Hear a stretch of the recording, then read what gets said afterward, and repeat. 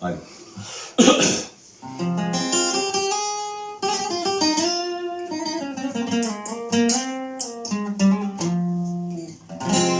Sad je najljepše. Sad je najbolje. Dok je otac bio živ, ostala mi uspomena.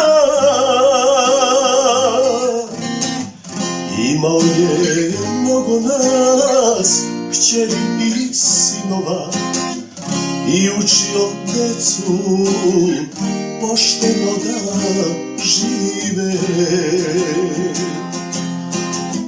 Ponekad bi popio, kasno kući stizao, jorgan bi otkrio i suzu bi pustio i svoju decu redom ljubio.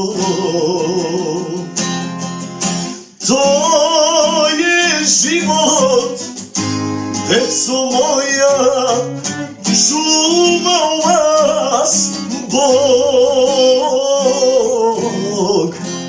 i po dobru upamtite oca rođenog. To je život, deco moja, čuvao vas Bog, i po dobru upamtite oca rođenog.